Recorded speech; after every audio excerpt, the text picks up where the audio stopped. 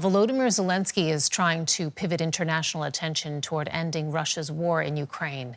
A third round of talks between Moscow and Kyiv, brokered by the United States, has been derailed by the war in Iran. Ukrainian officials are traveling to the U.S. on Saturday to try and reboot negotiations. Zelensky has called on EU leaders to make sure that Russia doesn't return to the table in a stronger position. Let's have a listen.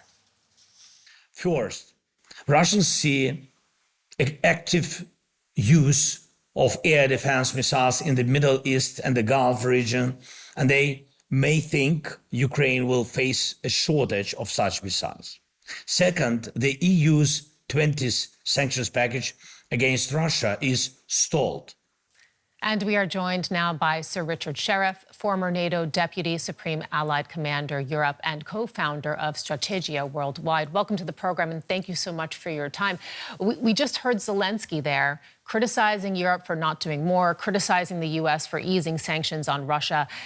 How much has the U.S.-Israeli war on Iran shifted this balance of power now in Russia's war on Ukraine in favor of the Russian President Vladimir Putin?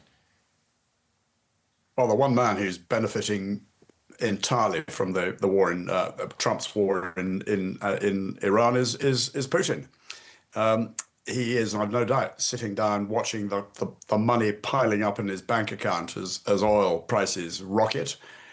And then, as President Zelensky has said, the impact of this massive industrial aerial bombardment of Iran by Israel and America, and of course the counter strikes by Iran, and the use of really large numbers of U.S.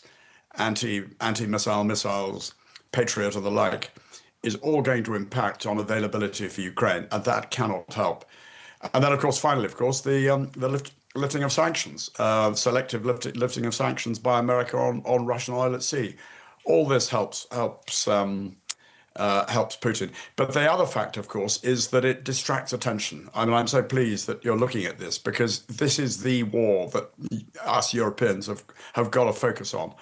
And all the attention is going on Iran. And we've got to remember that here is an existential war on Europe's border. And against that backdrop, we know that Zelensky is now saying that Ukrainian negotiators are working with the U.S., aiming to reboot trilateral talks with Russia. How are you viewing those efforts? Well, forgive me if I say, I suspect if the Americans are involved and if Trump is involved, which implicitly they are, this is going to be yet another Groundhog Day. It will be Trump trying to force a deal on Ukraine that meets Putin's requirements, because Trump clearly has been got at by Putin with, I don't know, sweeteners that make that mean he's coming down on Putin's side. The only thing that is going to lead to lasting peace in Ukraine, a lasting ceasefire, is when Russia's been defeated. And that is only going to happen when Europe and Canada get together and think through and design a proper strategy to support Ukraine in the defeat of Russia in Ukraine. And it's going to need not just military support, all the military support that Ukraine needs, which is way over and above what they're getting at the moment. It's going to need significant investment in Ukrainian industry, defense industries, because they are really good at what they do and they can generate it quickly and agilely. But it's also going to need financial and economic measures as well. And that plays into, of course, what we've just been talking about, because Putin is benefiting from the war, from the Iran war. So that's the only thing. And these endless rounds of peace deals that are effectively no more than trying to force Ukraine to capitulate will get us nowhere. And the war in Iran is also exposing fissures, well, we have to say further fissures in the alliance as well. I'd like to ask you a little bit more about that, because the Trump administration has been calling for U.S. allies to get on board with the war. Japan yesterday, other countries in Eastern Asia, European countries as well. What do you think happens if they don't heed Trump's call? Because, I mean, he's just come out and said that NATO allies are cowards over Iran. I think NATO allies have been very measured and very far-sighted, because they know that this is Trump's war. This is not what Article 5 is about. Article 5 is a defensive response to an attack on one NATO member. It's collective defense. NATO was never designed to support a war of choice, a war of hubris, such as Trump's war on another country. Absolutely right not to be supporting Trump. So what happens to the alliance? Well, the truth is Trump and the American administration have held the NATO alliance below the waterline. Now, they hold it below the waterline. This started last year as soon as Hegseth and Vance got up at the Munich Security Conference and the Brussels defense ministerials and announced that America was not going to underwrite European security. They had cause to do so because us Europeans had been so slow off the mark and continue to be slow off the mark in increasing defense spending, albeit Germany is well placed. My country is not so good, I'm afraid to say. But then, of course, let's forget that 2 months ago, Trump threatened the territorial integrity of a NATO ally. Well, trust in America is broken. And anybody who joins Trump in his ill-starred scheme in Ukraine, in Iran, would frankly be mad to do so. But while trust in America might be broken, dependence on America as the guarantor of European security certainly is not. I mean, there is a heavy reliance on the Americans there. With that in mind, how do you think that NATO allies should be approaching Trump when he threatens the state of the alliance? What is the best way for them to respond to these threats?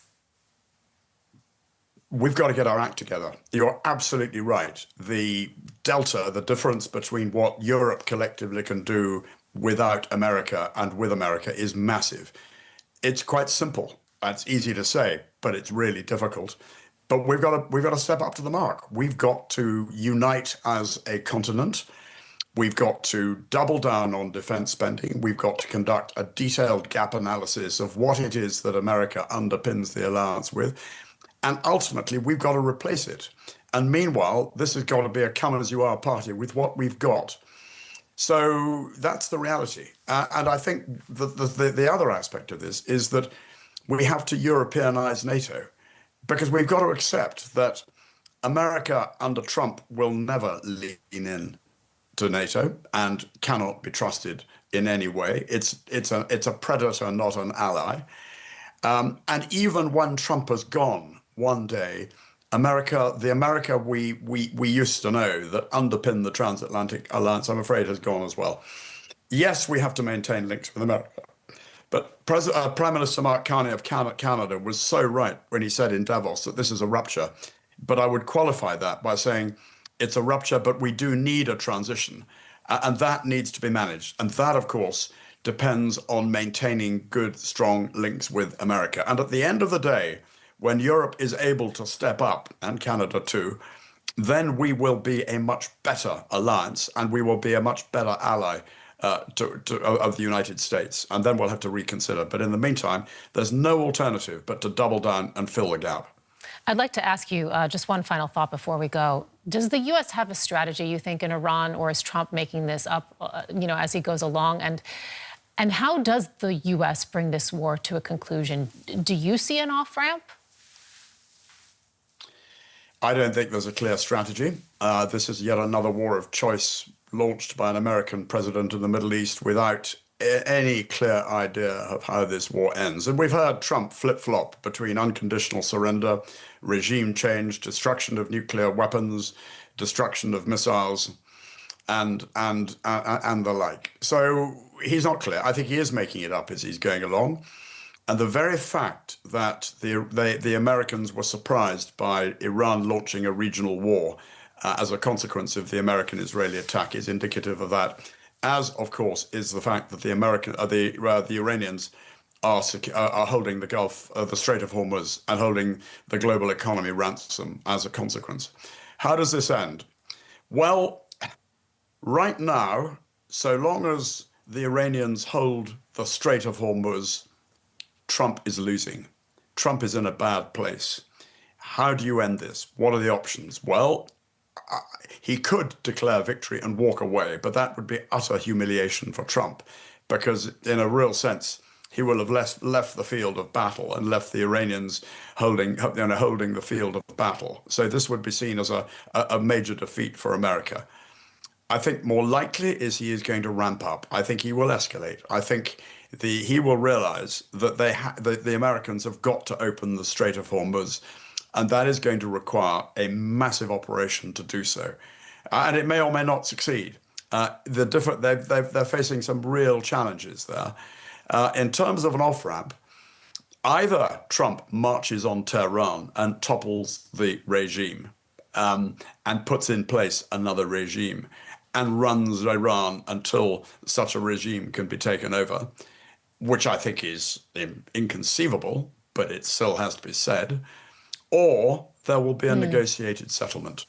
I can't see any other way, and that may be what Europe can do to try and broker something, but it's going to require Trump to back down, and any negotiated settlement will be seen as a victory for Iran, because Iran is going to play hardball here. Iran will insist on guarantees from Israel and America that they will stop striking it, and it will probably push for relief of sanctions and the like. So I think this is lose-lose for America.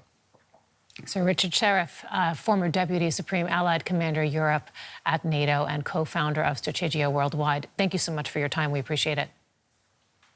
Thank you for having me.